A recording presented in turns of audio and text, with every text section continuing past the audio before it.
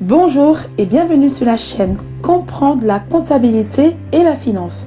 Aujourd'hui, nous allons parler de la consolidation.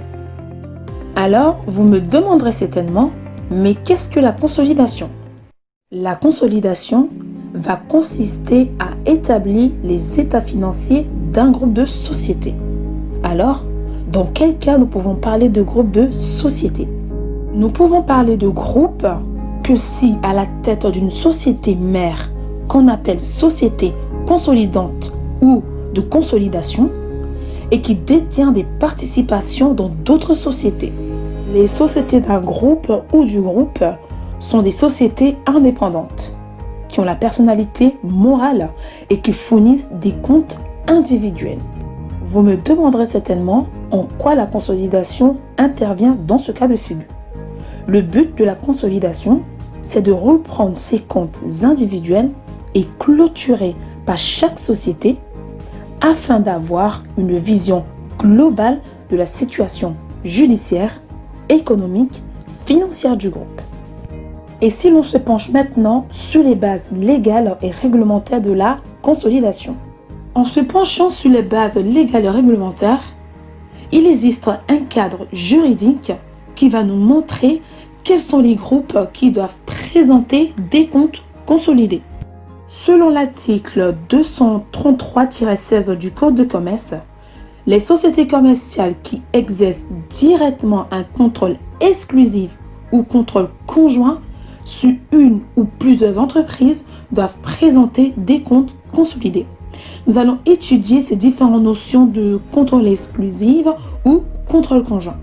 Le contrôle exclusif, comme son nom l'indique, elle va impliquer le fait que la société mère va contrôler de façon majoritaire une autre société.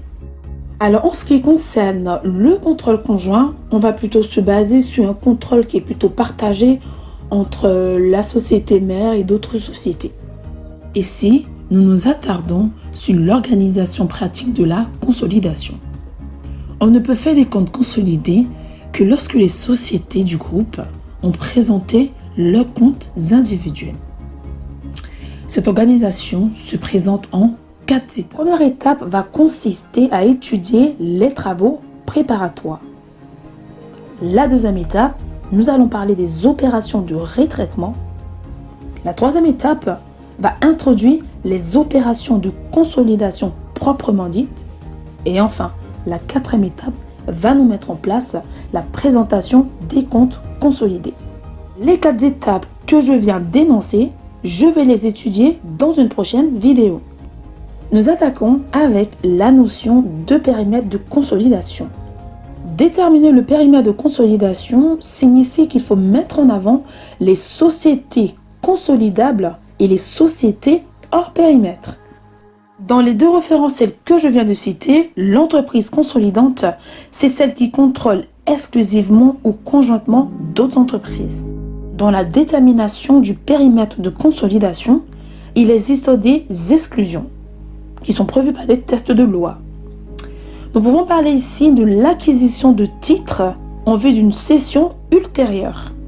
Ou soit nous pouvons avoir des restrictions sévères et durables qui peuvent remettre en cause le contrôle ou l'influence exercée sur une entreprise.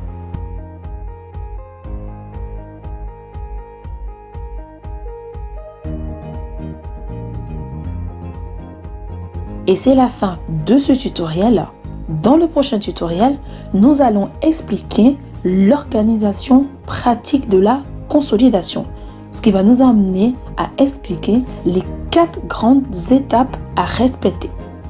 N'oubliez pas de vous abonner, de liker et pourquoi pas de partager. Si vous avez des questions, n'hésitez pas à les mettre en commentaire. On se dit à la prochaine pour un autre tutoriel.